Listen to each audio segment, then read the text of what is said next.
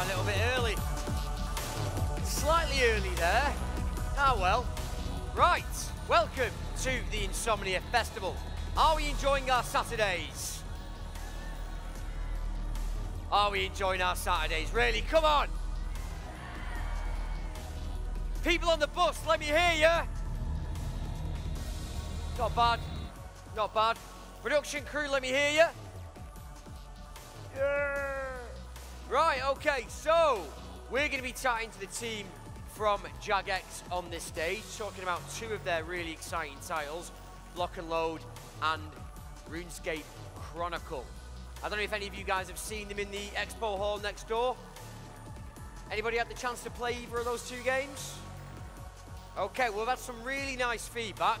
It's been really interesting hearing what people think, but we're going to talk to the developers themselves and bring them out. So first, can we get the team from Block and Load, please?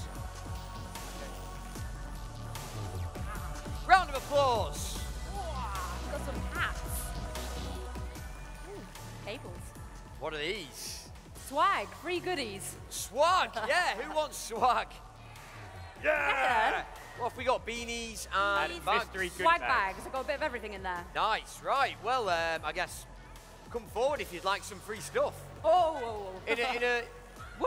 In a sensible manner. There we go. Well, let's do some higher ones. Well, I wouldn't go up the stairs if I were you. That's an accident waiting to happen. Oh, a backwards one. Nice manoeuvre there, Jono. Are we all out? Yeah, oh. all And done. there's still people coming. Oh, well. Early bird. Okay, make yourselves comfortable. Should we sit on the settee and have a brief chat before you actually get the game? Let's take a seat. Let's take a seat. Ooh. I'll perch myself on the arm here. Nice. It's nice, isn't it? I'm getting my dirty trainers all over this lovely white leather couch. So, Block and Load. Some people have already said that they've had a go of the game in the expo hall, but for those that aren't familiar with the game, that haven't played it, would you care to explain what it's about? Yeah, Block and Load is the build and shoot FPS from us over at Jagex. So basically, in a nutshell, the easiest way to describe it, we've took the building elements in games that you see like Minecraft and the kind of crazy combat you'd see in games like Team Fortress 2, given it an awesome, unique twist and kind of the ability for the players to really determine how the battle unfolds. And the game has been in development now since...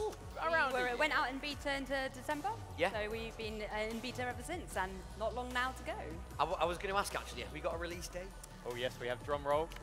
30th of April. Wow, soon. Very soon.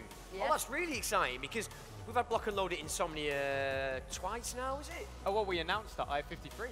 Yeah, Right. so this is our second outing here at I-54. So the folks here at Insomnia were the first people to play the game. Yeah. And today at I-54, we've got 3 brand new heroes for people to test out. So these have just been released. Yeah, and we want to hear your feedback. Oh, that's really exciting. So as we said, yeah, Block and Load has been at Insomnia before. We've kind of like followed you on this journey, which is quite nice. And now it's finally sort of going out into the big wide world. So what kind of feedback have you had this time around then on the game? It's been really good. We've met a lot of people who played last time, and of course they've come back and noticed there's new heroes. They've really enjoyed playing those for the first time.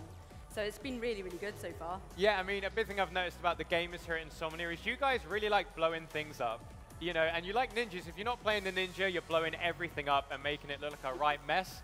So I know that our level designer's probably crying in a heap at his beautiful creations being razed to the ground. So thanks for that, everyone. And these 2 new heroes, can we discuss them now, or would you rather just show them when you play the game? Well, it depends who they're playing. We're going to be jumping straight into a match from the beta, which is active now. So we don't know if we're going to see new heroes, existing heroes, but we'll make sure to give you a breakdown when we get there. Oh, okay, great stuff. Well, I guess there's nothing more to say, really, apart from... Let's block in. Yeah, let's do it. Good stuff. Cool.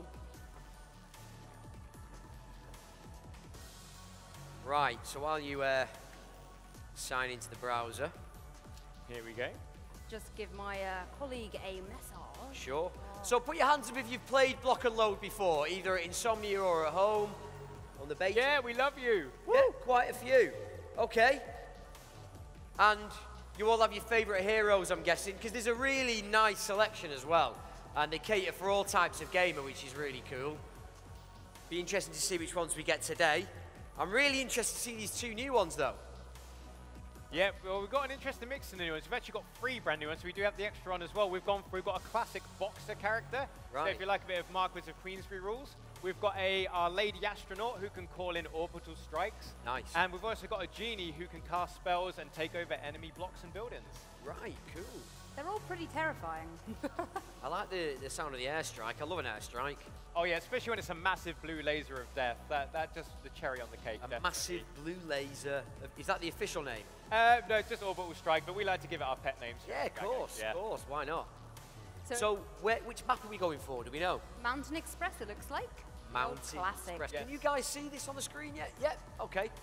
So what we're doing now is they're in the lobby picking their heroes, so as soon as they've done that and all blocked in, we're going to be spectating them. Yep, so kind of like in a MOBA, so if anyone's played anything like Dota or League of Legends, at the start of Block and Load, you get to pick amongst our roster of heroes. So at the moment there's 9, you get to look at their stats, their unique blocks, their weapons, and make the right choice. So we've got heroes for people who like to blow stuff up, we've got a sniper, we've Thanks, got Shawnee. ninjas, and everything in between.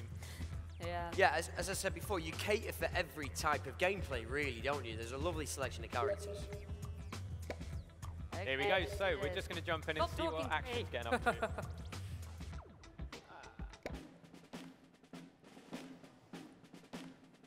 And we're going in. Yes, indeed. So we're on board with me driving. I'm just going to put my driving skills to test. So at the start of every match, you get 5 minutes to build your base. So that's a really important part of Block and Load. We give you the template, we give you a map, and then what happens next is up to you. And that's really why no game's the same. So we're going to hopefully see Shawnee's team. He's a member of the community. He's got his little group of players. And hopefully they're going to build an awesome base. So when the match is loaded in, we'll see what happens. And the foundation aspect is really important, isn't it? Building these foundations. Yes. And I guess the more experience you've got with the game, the more you know how to kind of place yourselves, place your formations, your battlements. I mean, when we made Block and Load, the big thing is we wanted brains to be as important as Twitch skills. Because we all know we've got some awesome, like, Counter-Strike players, some awesome, you know, COD players out here at Insomnia. But we also think that brains are just as important. So you could be the best Twitch sniper out there, but if you don't think about, you know, what kind of walls, what kind of traps, what kind of mines are placed, then you're going to die quite quickly. So for even those who aren't quite as quick on the trigger finger as others, you can actually get stuck in. Yeah, both aspects are really important. Well, they're essential, aren't they? Yeah. Ooh, someone was playing on a bit of a slow computer, I think. So while Sally just settles into the driving seat, Mountain Express is a typical Block and Load map. So the way to win the game is to destroy the enemy team's bases. This one has 3, so you have an initial base, which is the easiest to attack, a secondary with intermediate, and the last base is normally some sort of castle. So, you know, you have to actually plan primary defenses, secondary defenses, and a last stand if things don't go your way. So this is the first objective for the lovely teal team here. So I can see their cogwheel and his lovely pirate get up, just sort of digging out a nice little space, so making sure he's got enough space to maneuver and play some deadly traps. Exactly. So what you can see there is we've got a wide mix of characters. So Sally's currently looking at Pirate Cogwheel. He's our evil robot. He's all about explosives, chain guns, and pretty much messing up the enemy team in the most explosive way possible.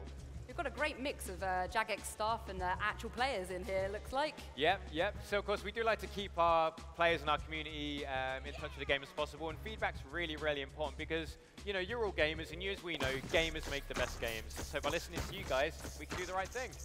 So, how do you two tend to play the game? What have you learned during your time in the game? What's your tactics? Well, my favorite thing to do is build bases. So I play as our Italian engineer, Tony. He's all about building automated gun turrets. He can heal, he can repair, he can place flame mines. So if you're the type of person who's a bit of a grand designs kind of guy or girl, and you like to make turrets work smart, not hard, he's definitely the one to go for. Right, okay. Whereas I've kind of developed into a bit of a support player, really. I play Sarge quite a lot, and sometimes I don't even see any combat action, so I actually just skirt around it, navigate between the enemy's radars, and put my own radars down and spawn points, making sure my team has some good position on the battlefield. So I quite enjoy that now. A bit of a pacifist. It's very strange for me. Yeah, always hiding away. It's such a varied title, though, isn't it? Like you've already said, no one game is really the same. The outcome can be it's vastly unpredictable, really, isn't it? Yeah. But that's what makes it so exciting. Yeah, I mean, 1 minute you can be absolutely stonking the enemy base, you know, really got their backs against the wall. But if you're careless and you're not defending, a sneaky ninja or sneaky commando can get to the back of their base, put a respawn point down, and the game will really change fast. Yeah. Well, I've seen it happen time and time again. Well, I say, for example, you know, we've had a few parents playing the game as well, and at first they're a bit apprehensive because we know how good the little ones are these days, you know, the kids, the teenagers, really putting us older ones to shame. But, you know, we give the parents the base builders, the gun turrets, the mines, and at the end of the leaderboard, you normally see them hovering around the top, and their son or daughter's looking a little bit embarrassed. The building aspect is so important. Yeah. I guess that, you know, if the parents are committing to that, it shows, doesn't it? That's how the thing, like, you can build anything, you can build nothing. You could build the Taj Mahal, you know, if you're quick enough. You can build pillboxes, bunkers, you could build your name, you could build your face. Yeah. You know, as long as you stick turrets and mines in it, yeah, really, you know, your imagination is the limit. And I think that's what really gives us a unique flavor. Yeah. Build your own face and blow it up. Yeah, a popular thing our clans have been doing in game is at the end of the build phase, they'll make their own billboard with their name on it to intimidate the enemy. Oh, nice. So you even get a bit of self-promotion in game. That's a new aspect. I'm liking that. It is, it is. Got a Santa Tony here, so one of the special skins we've had during beta that you could unlock during the Christmas period. Yes, we've been looking after our beta players, and over Christmas, for those that played, they got a special Santa Tony skin. So you can bring festive cheer by a shotgun to the face. They're really busy though, aren't they? So what's going on at the moment then? Talk us through. What are we seeing? At the moment, we can see the purple team reinforcing their first base. So they're kind of sealing it in to stop it being sniped at, to stop people sneaking in. And pretty soon we're going to start to see, once the basic build's gone down, we're going to see the infrastructure, so turrets, health blocks, landmines. So basically, you do the template. As you can see, Santa Tony there putting down the first turret of the game. Yeah. And hopefully you'll get to see them in action, because being a Tony player, I love a good turret. These guys are making some vast changes though, aren't they? Yeah. They really know what they're doing. Well, we gave them this awesome structure, and as we said, what makes our level designers sad is people cut it right down and build something even better. So yeah, we're kind of seeing a main wall being put down so they can control the space better, and then they're going to kind of leave an open gap so they can throw grenades in. So you've probably seen a lot of things being cut down. That's actually a tactic that's developed within our community called cutting, they've named it. Yes. So as you can see, the numbers that are by their names on the sides is how many bricks they have. That's almost like the in-game currency and dictates how many different contraptions you can build, essentially. So yeah, they've worked out which parts of the map are the most efficient to block, like cut down. So obviously you're getting rid of some defenses, but at the same time you're getting lots of bricks to build more stuff. Yeah. And if you go in here, I'm sure there's lots of tiki heads here. So Yep, so tiki heads are our kind of exotic turret. They fire poison darts, which cause you to hallucinate, which is quite off-putting. So the force field's gone down, game is on, so now it's every man and woman for themselves. So now you need to destroy the base. Yep, you've had your chill time. Now let's get stuck in. So we do have a no man's land here. You're going to get a lot of combat as teams kind of scout out through the field, see what they can do. So that's what I like about this game, the fact that the beginning is all about, it's quite panicked, the building, but it's very controlled. If you're a great team, you'll communicate on the build as well, won't you? And you'll make sure that everyone's working as a team. But then as soon as that goes out the window, as soon as the time is over, it's mayhem, isn't it, really? yeah. Yeah, I mean, what we've done is we've given heroes complementary blocks. So if you talk to each other, you can really do some awesome stuff. For example, Sarge or Cogwheel get landmines, but the ninja gets fake blocks, which if you step on them, you fall through it. So if you work together, you can make an explosive pit of death. So that's quite effective. Yeah. Shawnee doing his thing there as our other community manager there.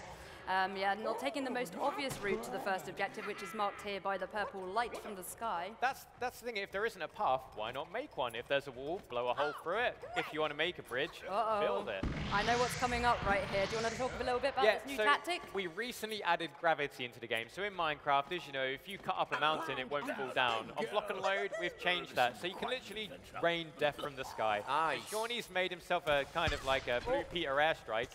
So he's hopefully going to drop the bridge now. If he doesn't die, there you go. And the bomb's going to drop straight down on what they've made. Damage the cube. Oh, look at that. That's great tactic. So this is where we really reward brains. They really fortified the front of their base, but they didn't think about someone coming around the outside. And this is where we think brains really can kind of beat brawn. Yeah. Yes, indeed. I've never seen that done before. It's great. It's literally latest patch that went in. It was something the community really wanted. They were like, yeah, you know, it's great, because in the past they would just explode. Yeah. The community were like, we want more tactics. We want to drop turrets. We want to drop bombs. So we went, okay then, and we did it. Should we talk about some of the new heroes? We've only got 2 out of the 3 here, unfortunately, but we can talk about those guys. Yeah, so when the game launched, we have 6 heroes from Builders, Commandos, Robots of Doom, you know, your standard. But now we've added 3 brand new heroes for you guys here at Insomnia to test for us. So as you can see, we've got Astrella. She is our astronaut, and she is all about lasers, UFOs, and she's the one that can bring in the orbital laser of death. So I really, really hope we can show you that. Also in the game, we have Sweet Science. He's our brawler. He likes to box the enemy, and he's actually using his level 10 skin. So when you reach level 10 with your heroes, we give you an extra skin to say good job. So he's kind of a bit like a blue Hulk, and he gets to zip around, punching enemies, and really ruining their day. So yeah, it's Astrella getting her Saucer Launcher out there, which is great. Fires projectiles, which she then can activate to explode with her right mouse button. Exactly. So not only do we have dumbfire weapons, you can actually lay naughty traps to blow up your enemy. So you can lure them into certain spaces, press the right trigger, and away they go. Oh, yes! I'm wondering if we're going to see a bit of an orbital strike come in and bomb the hoping base. so. I'm hoping so. Do it for Insomnia. Yes, do it for us. So actually, Tony's having a bit of a bad day at the moment as he's getting rained down on by explosives and laser beams, but he's used the base he's constructed there to actually hide. And under the bricks, we can actually see there's a health crate and ammo for him to restock and not die instantly. Here it comes. Yes, here we're going to see their unique block if she doesn't get sniped. Oh. There we go. Oh no, the orbital has not gone down. And the bars at the top represent the structure, really, don't they? Yeah. So the orbital beacon's gone down. So after a short delay, you will see exactly what we've added. He might actually nuke himself as well. He's going for 2, maybe 3. So this is really going to be like Independence Day now. You know, Will Smith's going to fly in, and it's going to get messy. So what it does is it burrows through the blocks there, straight through. So it really, really wrecks defenses. 2 more to go. Another one. And as you see, the purple bar signifies the health of the first cube. So if that starts going down fast, something's not going your way, and you really need to get back there and defend your base. I spy with my left And there's eye. the mortar strike as well. So Cogwheel gets to put down mortars. This means that you get to unleash your creative kind of personality by running in, dropping down a flare, and signaling in the big guns. Teammate's base is being decimated. Yeah, I'm glad I'm not on the purple team. Yeah. I'm going to switch over to Sweet Science, but he seems to be dead most of the time. There you go. So this is Sweet Science. He likes to get up close and personal. Yeah. He's bright blue, so you can't miss him. He is. So he's got lots of agility with his dash attack, and he's also got a leash. Do you want to talk a little bit about his weapon? Yeah, so he's got a unique character, so not only can he engage by dashing into people and punching them, but he can also pull them onto him. So if you've played anyone like Blitzcrank in League, he'll be someone you'll really like. You'll pull them onto them and give them a good old-fashioned uppercut. Okay, yeah. A good old-fashioned uppercut. Yes. Poor Shawnee. Oh dear. There you go. So poor Shawnee's been sent back to the respawn point. Right, well, it looks like the blue team's base is taking a bit of a kick in too now. Yeah. It's a little bit more of an even playing field. Yeah, as we said, you know, 1 minute a team can be doing really well, and if you have a lapse or you get wiped, you do have like between 15 and 25 seconds before you respawn, so you can really get punished for your mistakes. Well, it's always quite an interesting dynamic, isn't it? Because, so, obviously at first the purple team's base was getting pummeled, but that probably left the blue team's base unguarded. Absolutely. It's a great opportunity for the purples to go in. Exactly, and fight back. As you can see, the purples have actually rebuilt the wall, because once again, if something gets destroyed, you can rebuild it. It's all down to you. You know, it's kind of like Lego, but with explosions. Yes. So you guys must be really excited about the release. I mean, it's not long away at all. I mean, April 30th, so it's like around 25 days now. Very close. We're really excited, really hyped. I mean, we've got an awesome beta community, and, you know, having everyone here coming and playing and just smiling and laughing and having like their 3rd or 4th go. Yeah, we're really excited to see what you guys make of it all. It's great though, isn't it? I like the fact that it is such a fun game, and it looks so much fun to watch as well. It's a real spectator's game. Yeah, absolutely. I mean, the community have been quite competitive. We actually held a formal tournament during the beta, which is kind of unheard of. You know, we had 14 teams enter, and we had prizes, and everything is really, really competitive, Yeah, it's really fun to watch. Well, yeah, I mean, the good thing is it's a team-based game. It's 5 against 5, so you can play it solo and get matched up, and we use VoIP as well as in-game chat. Or you can grab your friends, get stuck in, and see what craziness you can get up to. Yeah. So are you enjoying block and load? Yeah. Looking good, isn't it? A lot of nodding heads. This team's actually adopted the same tactic that the other bases go on. That's quite nice to see when you find something sneaky. Why not use it yourself? Exactly. seems a little bit vacant around it. Oh, that's probably why. So the purple team are losing. Yeah, they're I wouldn't feeling say it's it. by a large margin. There's still a chance to catch up. Exactly. I mean, this is only their first cube, so after the first one, they actually get a chance to quickly reinforce if the enemy don't boulder on through. So once again, until it's not really over till the Bat Lady sings, you know, until that last generator blows, it could be anyone's game. That's where all the action is. Exactly. There you go. So the first cube is down. Yeah. What the light blue team have got now, they've had a cash boost to reward them for their work, and they're now going to really kind of try and press home the advantage. You know, purple team have really been caught on the fly. Shawnee's trying to stop them retreating, especially Tony, because he's the one who can build turrets to slow them down. And of course, Eliza there, who Shawnee's playing, she is our lady scientist. She's in charge of AoE, healing, chemicals, really area denial, but she might have a bad day soon. I think Eliza's always been my favourite. Oh yeah, she's in the beta, she's statistically the highest damaging character. Yeah? Yeah. Dangerous, that's why. Wisely. Yeah. Yeah, all of this gas does damage over time, so that's probably accounting for all of the damage. So Shawnee is a Eliza specialist. Yes, so it's one of his mains. yes, definitely. He is feared amongst our community. And have you guys brought your cardboard blockheads with you? Have we got some of those in the Yes, expo hall? yeah, for all our 6 launch characters, we actually have the cardboard blockheads. So as a few people have done already, you can come try them on, have a pose, have a play around, and actually kind of have a mini cosplay as our heroes. Yeah. Been there, done that. Yep. A lot of fun. Oh yes, you did look fabulous. Yeah, I've got some great pictures. There you go, Santa Tony's come back with a vengeance. Bought themselves some time now, so it means they can fortify their second point now after they're losing the first one, and hopefully still do a bit of a push onto the first objective on the other team. Exactly, and if we look at the center of them, we can actually see a sky bridge coming across. So as I said, they're starting to build resistance on kind of like the beaten track. So we're starting to see some alternative modes of transport being made. How many different maps are we looking at in the final build? Wow, we've got at least 10, but the way Block and Load works is every 2 weeks we bring out new maps for the community, and the good thing about Block and Load is we do not charge for map packs. So basically, we believe we don't want to segregate the community, and nothing really segregates the community like paid-for map packs.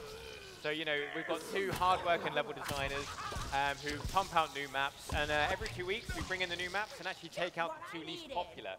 Right. So, you know, there's always something fresh for the community, always something to challenge their noggin. It's always evolving. Yeah, basically, yeah. And, you know, on top of that, you know, our VP, David Solari, he's been really passionate about getting the community involved in actually making the map. So we can't give any sort of time frame on it, but we are hoping to bring out a map editor so the community can make maps, submit them to us, and we can get them in rotation. So, you know, if you're a bit of a creative type, you want to see your very own map live in a real game, you know, hopefully we're going to give you the opportunity to do that. That's a great idea. We like to think so. Yeah. It's good to see Shawnee there taking on 3 people and killing 2 of them. And we've got some orbital cannons breaking through the roof there, straight on Purple's cube. That was well placed. The blue team's cube is on its way out. Yeah, it's on its last legs. Maybe it'll live, maybe it won't. It depends how much pressure they can keep up on the second purple base with its sultry purple turret. Yeah. Those Sheep Purple are on the counter-attack. They're not going to go down easy. Yeah, Shawnee having to drop back there to defend his cube. He's usually on the attack, but he's a bit of a team player, so he will drop back and help out the defense. Mr. Cogwell there. There we go. So you see, we already have a few different skins in the game. Shawnee is currently rocking the rather fetching Nurse Eliza outfit, which is a free skin you get once you get to level 10. There he is. And there you go, having a bit of a keepy-uppy there with our gas grenades. He's probably commanding his team.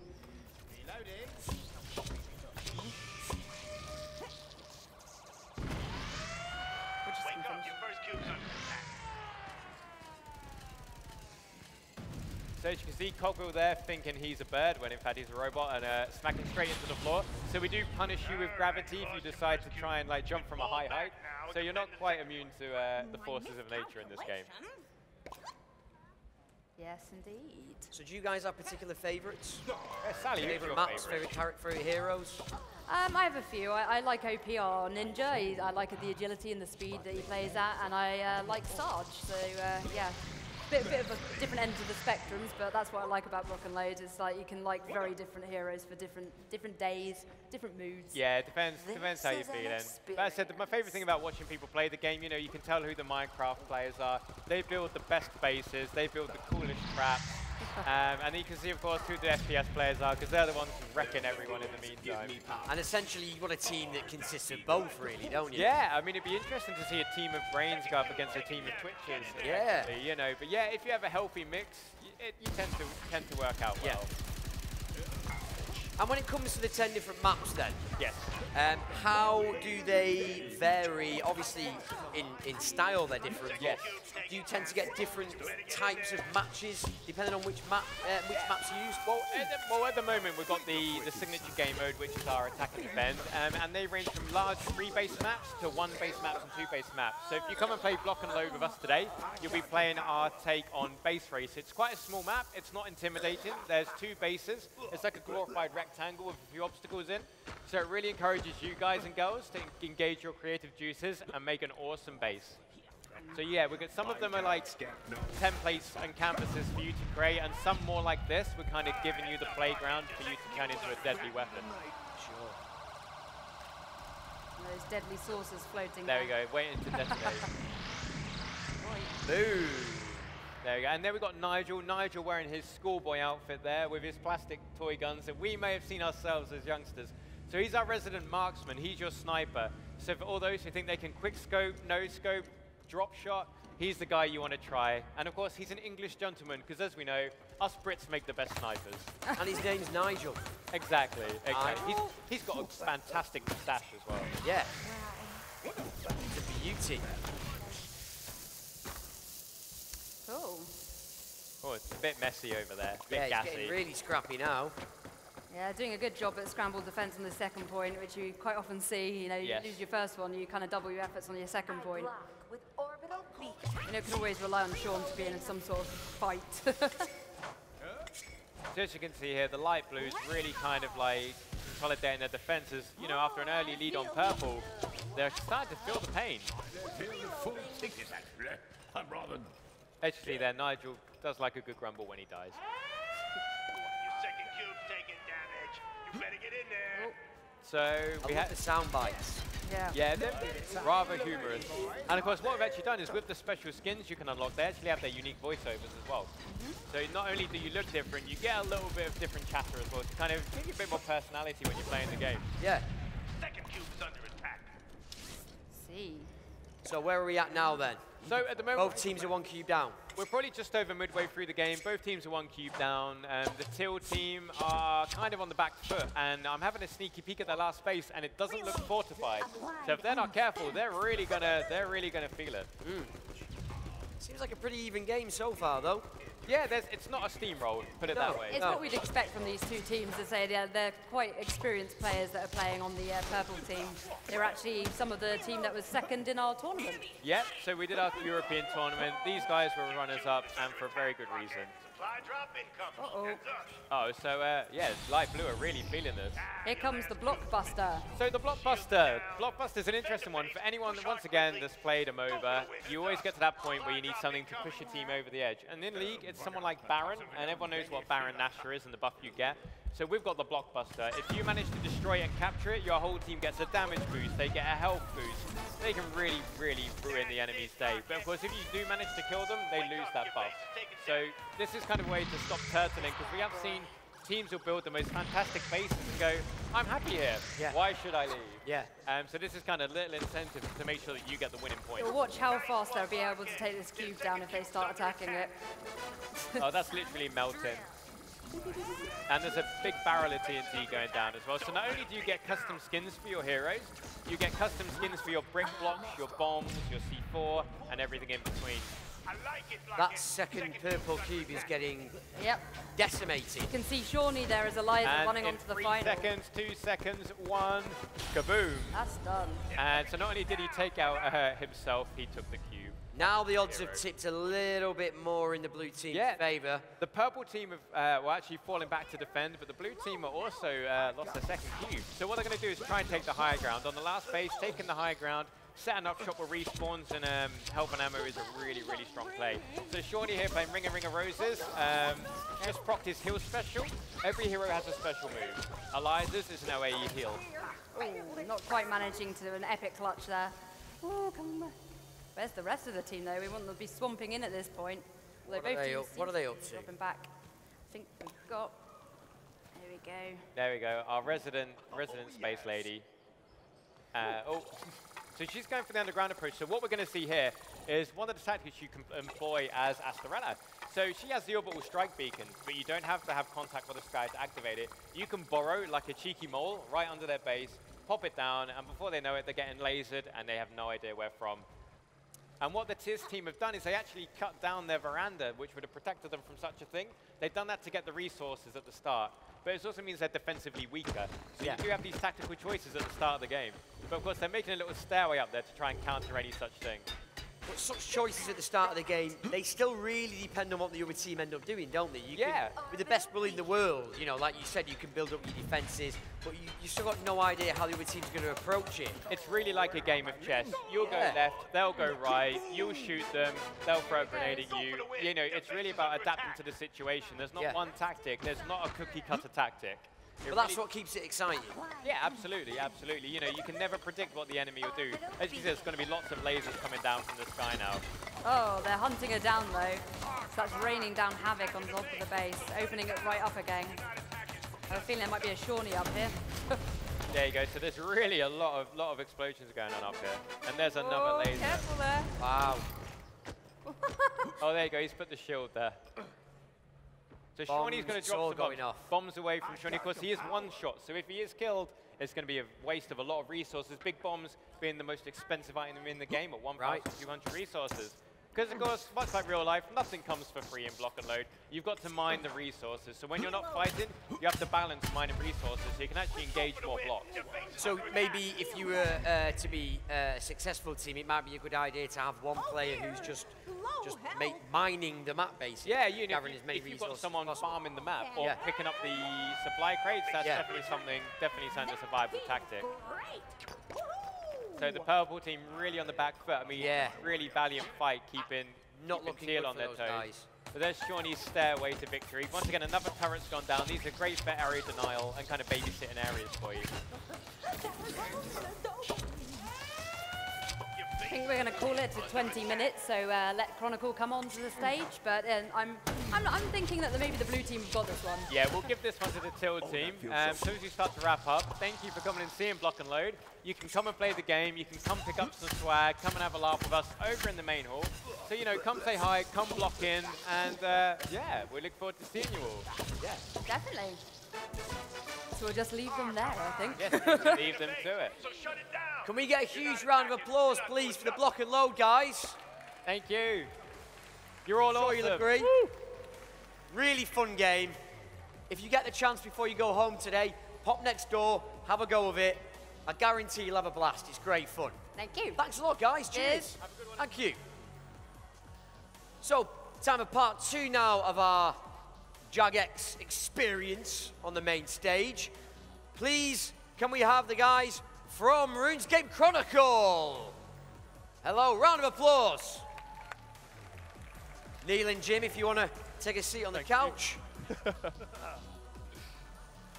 a lot of people here. There's a lot of people here. So, how has Insomnia been for you guys so far? Fantastic. Yeah. What is that? Some sort of explosion going off. Hello? Are you guys working? Don't think we're on. We're not on yet. Jim, you're on. I'm on now. Hello. I'll speak to you, Jim, until Niels starts working. So, Jim, you guys are next door as well? We are, yes. Yep. And I'm guessing so far plenty of people have had a chance to play. Fantastic. Chronicle. Yeah, really, really good reception so far. Lots and lots of people playing, which is brilliant. We need all of your feedback. We want all of you to come play the game. It's really, really exciting to get it out to everybody. Yeah. Fantastic. And what's the feedback been like? Really good, really good. We've got like a big version of the book ourselves, which you can come and sign, and we've had lots of cool people writing really nice things in the book for us. So if you get a chance, come and play, write us a message. Which is really, I like that. I've not had a chance yet. I'll pop over. Get it and sign chronicled. for sure. Get it chronicled. Yeah, definitely.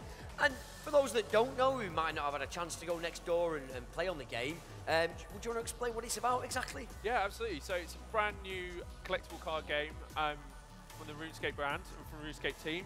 So everything from the RuneScape universe is going to be in there, all the levels, characters, places, monsters, all of those things. And it's a really kind of unique, interesting take, we think, on the CCG. So instead of the kind of traditional card battler that you guys would have seen before, instead what we do is we allow you to create little quests, little RPG experiences that you can set down your path and watch your characters play it out. So instead of using your cards to fight other characters, you're going to fight them yourself. So it's like a choose-your-own-adventure style game where you collect up rewards, fight big monsters, defeat them, and also build up your character to be awesome and amazing. Great, great. Neil, are you back in the room? Hello. He's... Hello. Yes, Hello. we can hear you. Hey. Right. So, Neil, the game was first announced at RuneFest last year. Yeah. Has the game come a long way since then? It's come a massive way in the 6 months since RuneFest. I think for us, Jim and the guys have done an incredible job taking all of the lovely, unique elements of RuneScape and all of the environments and the characters, and have put a really good twist on a growing genre. Like games like Hearthstone, they've inspired the guys to kind of take that and put their own really weird and unique twist. And I think they've done a fantastic job. But if I compare how it looked 6 months ago to now, even I pop upstairs after 2 weeks and I'm like, Jim, it's changed again. And he's like, yeah, I know. We've thought of a cool thing to add. And but the build that we've got today is the first playable outside of the office that we've ever done, and people are really enjoying it. Not really excited to see it. Really looking forward to it. So, what's the plan then? What are we going to do on the stage today? So we've got 2 of our friends from the development team, Anne and Alex, who are fierce rivals in the office. So we brought them out to kind of settle things on stage in front of everybody here. Good idea. So, what we're going to do, hopefully do best of 3, but we'll see how we go on for time. But the guys are going to play 3 games and see who comes out on top. Loser buys the beers. Definitely. For everyone? For everyone in the building. Everyone. Free beer. Hey! Can't argue with that. 18 and over. Yeah, 18 and over, sorry. So, I'll tell you what then. How about, Jim and Neil, you choose your preferred player? Oh, well, as we're already set up this way, I'll take Anne. Is that all right? Then you can talk us through what they're doing. That'd be really exciting. Oh, Alex. So we're just signing in at the moment. I don't know if you guys can see now what's going on the screen yet. No, we'll get it up there so you can have a look. You're not missing much at the moment though. We're just signing in. So the guys are getting themselves set up. They're going to log into the game, and the world of Chronicle is stored in a massive magical book. So everything within the game is stored within that book. All your characters, all your cards, all of the experiences you're going to store within that book. Hopefully we'll get it up on screen in a second. But the guys are just going to open that book and find out what they've got inside. So Jim, I think it goes without saying that if you're a fan of RuneScape, you're going to get a lot out of this game because the characters are already going to be quite familiar to people. It's obviously a different take on the RuneScape universe as well, which I think is exciting for people that have played the game for a long time. What if you're new to that universe? What if you're new to that world? It's still a very accessible game, isn't it? Exactly, yeah. So what we wanted to do, so if you weren't part of the RuneScape experience, if you haven't played the game before, what we hope we've created is a really unique, interesting collectible card game that you can get your teeth stuck into and hopefully enjoy all the cool characters and worlds that we create within that. We think it looks really different to what you've seen before, and hopefully will kind of really excite people that haven't played RuneScape before as well. Great stuff. And so you mentioned already Hearthstone as well, Neil. Yeah. But what makes Chronicle stand out? How is it different to other card games that are out there at the moment? Well, I think you would notice immediately, hopefully, when the game does load up. In terms of graphics, we've really kind of taken it to another level, certainly for CCG. So it looks beautiful. We really kind of captured the environments, and it's basically showing, not just your kind of traditional top-down card game. Like you've got all of the areas. It's on a table. You've got the candle lit. And I think the interesting part as well is this taking of a journey where you're not 1v1 immediately, you're creating this adventure, playing the right cards at the right time, all in the idea that, after the 5th chapter, you're going to kind of have this epic battle against who you're fighting. So Right. you need to make the right decisions at the right time. Do I spend my gold now, or do I save it for later? Sure. Do I level up my weapon, or do I try and defeat this monster later? And all that comes down to the individual player, I guess. Yeah, I mean, I think it really does depend on who you're playing. And again, there are different legends in the game, so you can actually select different characters that have different attributes. So say like Raptor, he's a very defensively orientated character versus someone like Linza or Ozan that are more attack orientated. So this must be really exciting for fans of RuneScape, because they're seeing all their favourite characters in a completely new setting, really, aren't they? A new way to experience the world of RuneScape. Yeah, I mean, I think RuneScape is a huge game, massive MMO. We've been for 14 years now, and we know that the story that people are excited about, we're trying to take it into a different area. So, it's still set in the world of Gielinor, so all of those places that you may recognise from the game are all in the book. It is looking really nice. I've not seen this one yet, actually, this map. It's looking glorious. So this is part of the new set of maps that we've introduced into the game. So each kind of area within RuneScape we're going to recreate and bring into the book. So at the moment we've got the Caridian Desert, which kind of takes us through the Dominion Tower, places that hopefully the RuneScape fans will know. And this is the Mistland, which is kind of the greenery, the green fields, beautiful areas of the RuneScape overworld. And here we're taking you to the Wizard's Tower. So this huge tower grows out of the book, using the magic of the book to create these amazing landscapes that hopefully RuneScape fans will be familiar with. So this is the beginning of the game where we've got to select the cards that have been automatically given to us and whether we want them. So there's different cards, so we're going to get rid of that one and maybe replace it with something else because it's a bit too high, too difficult to be getting early on. This one, you spend 2 gold, but it'll give you 8 health, so it's really probably a good one to keep, I would imagine. This is a bash. It's going to deal 3 damage to your rival, but you're going to lose also durability on your weapon. So again, this card is a great one to play against your foe at a really key point, maybe at the end of the battle just as you're about to fight. No, don't help him. Don't help him. So we've got 2 types of cards in the game, which you'll see on the screen. So we've got the red cards on the left-hand side. They're your combat cards. So one of the main differences with Chronicle to some of the other games you might see is you're going to play against your own cards. So like we said before, it's like a choose your own venture. You start to play these cards like you would in an RPG. You choose to fight that monster or you choose to fight that monster. This is the type of gameplay that we're kind of creating here. So putting the cards down, and our characters are going to play against them. So at the bottom of the cards, you see these are different rewards you pick up as you go along. And then we spend those rewards on the blue cards on the right-hand side. So those have got like a little gold thing on the left, and that's how much each player needs to spend in order to unlock the abilities of those cards, whether that be effect on the text in the middle, or whether that's the reward at the bottom. So as you're going along, you're building your character up, you're taking down the other guy, and you've got your own little quests, your own little choose-your-own adventures as you go along. How long does an average game tend to last, Jim? So at the moment, we're playing it a little bit slowly. The guys are a bit slow. That's nothing against you guys. It's all right, it's fine. We're around about 3 to 6 minutes in those, depending. If you're a newer player, it takes a little bit longer, but some of these guys will be able to get through games a little bit quicker. So it's a game designed for people just to pick up and play? Exactly, yeah. So the game's going to be on PC and tablet, so we wanted to make sure that it was kind of deep enough for the PC players, but also quick enough for tablet players as well. So yeah. Hopefully try and capture both of those. So you can see that we're playing through the round now. So it's in each, everyone has a turn each, and then you kind of move on. So we've just lost 5 health, but we've gained 3 armor and an extra hit damage. So you're kind of making the decision, is it worth losing some extra health early on to mean that I can attack harder? So taking out the troll chucker here, easy 1 hit, and then we've dealt 5 damage over there, so take that. Take that.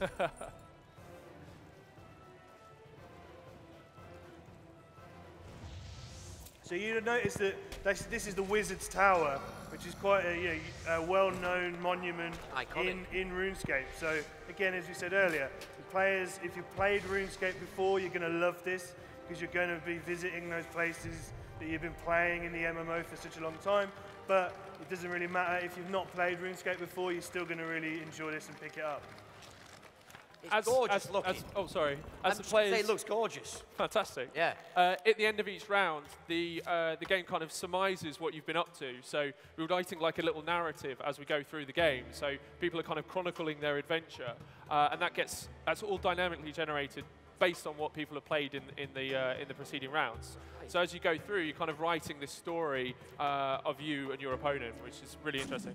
Yeah, sure. So the rounds are quite tight at the minute after the first one. I mean, Ant's lost 10 health, but he has gained some extra attack damage. Whilst Durando, he's again lost a little bit of health, but he's got 5 armor already, and he's already increased his min hit up to 3. So it's going to be interesting what they now play as we move on. Well, So we're on chapter 2 now. we've got a couple of big hits coming up soon, so I Really? think you might be in trouble, Alex. I'm going to come and see how you guys are doing.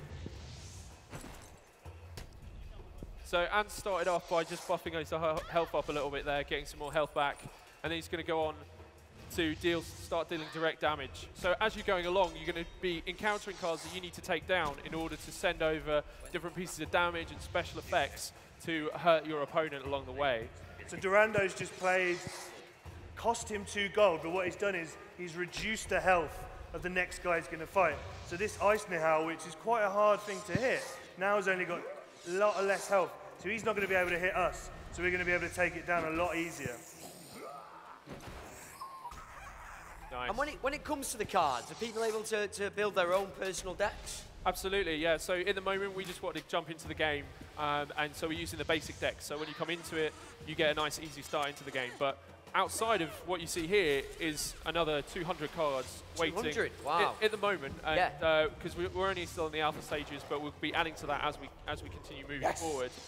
But you'll be able to create your own decks. We've got many more characters coming to the game that you can associate your cards with, and create kind of your own take on things and take on players in your own special way. And sort of further down the line, after the game's release, fans of the game, are they going to be introduced to new cards as well as time goes on? Definitely, yeah. So we've kept quite a lot of stuff back. There's lots of really cool content within the RuneScape universe that we've been really excited to play around with and get into the game, but we're kind of holding it back so we can release that later on and have lots of new, cool, interesting cards to people to play with for many years to come.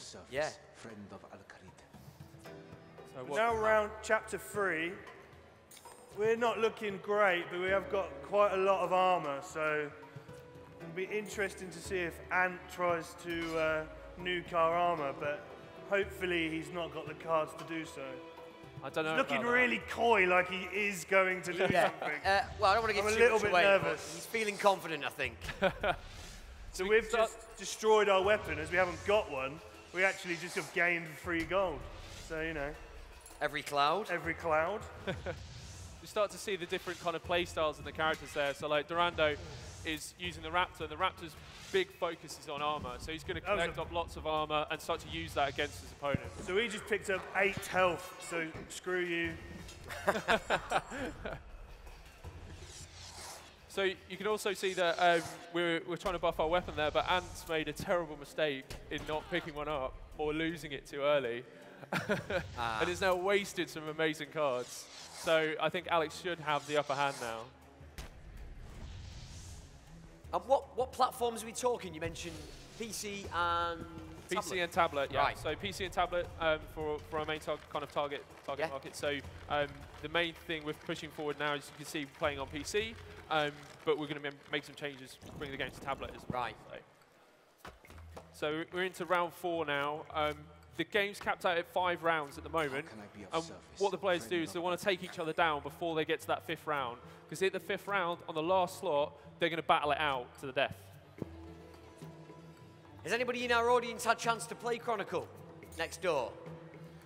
If you have time later today and tomorrow, we're over in the Jaguar, right at the front as you come in, right next to our friends at Block and Load, so you can try both games. Really worthwhile having a go. Both really different, so all of the craziness of Block and Load.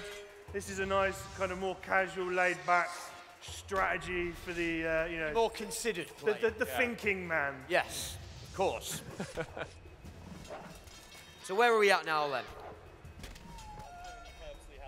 So we're gonna, Ant's claiming Okay. that he's purposely losing, but we're not going to let him. He's let perfect. him You forget. can't give him. Well, Ant's paying for free beer for everyone. Way! Hey! So for those that aren't familiar with the game, what are we looking at the top and the bottom menus here? So up on screen at the moment, we've got Alex's stats are at the bottom. So on the left-hand side is his current attack power. He's managed to buff that up to 4 already. So every time he encounters a card or hits it hits the opponent, he's going to deal 4 damage each time. And he can buff that up with weapons on the left-hand side, so you can see. And he's currently got a base value of 2, but he's getting that buffed up a little bit more by his weapon. And his weapon will go down each time he uses it. So it's durability that he needs to think about as well. So lots of strategic options to consider as we go along. Yeah, and a lot of thinking ahead as well, I think. Definitely, definitely, yeah. So we really wanted to focus the game about being able to create combos and easy combos as quickly as possible. So that's why we have the game set out in the kind of 4 slots that we have. And you get to create those combos and you see them play out, which is kind of really satisfying. Final chapter, and we are looking very strong. Just saying. Come on. And whereabouts in Gillinor are we now, Neil? What are we looking at on this map? I think we're at the Grand Exchange, which is obviously a massively well-known area in RuneScape. So it's where all the trading in the MMO is. So this is the final round. You're going to work your way into the Grand Exchange for one last fight. So we've submitted our turn. I think Ant's struggling. He hasn't really got anything. Oh, here we go. He might have a surprise up his sleeve. No, he doesn't. He's got a couple of extra hits. We're taking out the zombie, and we've got even more armor now. Yeah. We're pretty well armored.